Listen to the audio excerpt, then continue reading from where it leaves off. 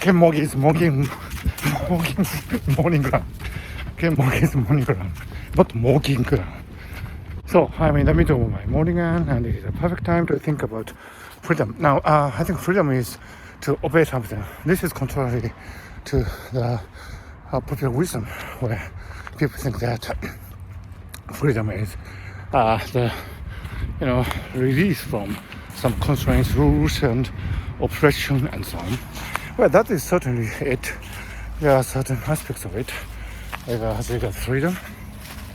When you have oppressive regime, of course, freedom means that you are liberated from that system of oppression. Having said that, freedom is not something that is independent of some inner rules, inner ethics, and so on.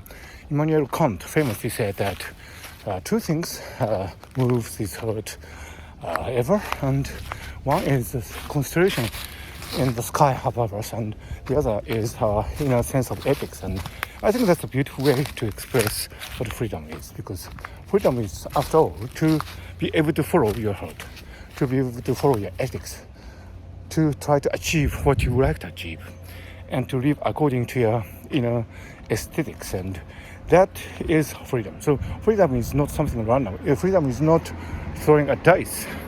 God doesn't throw the dice, according to Albert Einstein, but quantum mechanics is sometimes said to be a random process, authentically random process in which the dynamics of the system cannot be described by any causal law.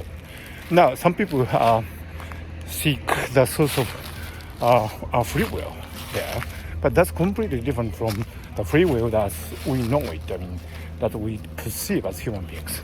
Freedom is not something random. Freedom is rather the ability to be able to follow something that is in your heart, and that would describe you and describe the ideal that you believe in, and that will actually describe the value systems that you would like to appreciate.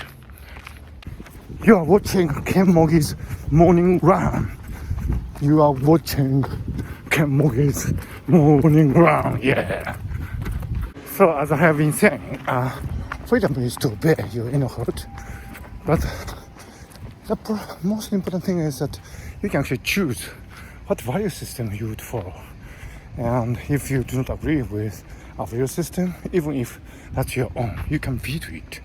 So many people argue that free will consists in the brain's ability to veto something, and even if something comes from your own value system, you can veto it, because it's a result of a long history of education, learning, and experiencing, and you are in dialogue with your past self. So if your present self does not agree with your past self, you can veto it, you can disagree with yourself. In that sense, you can always change. So that's the inner freedom. So obeying something within you is just a hypothesis that you're following for the time being. And if you find your own inner value systems wanting, then you can discard it and throw it away and incorporate new ones. So that's freedom. So in that respect, freedom is truly about obeying your inner voice, and you have the freedom to reject it if need be. That has been my Kenmogi's morning run this morning, so good day.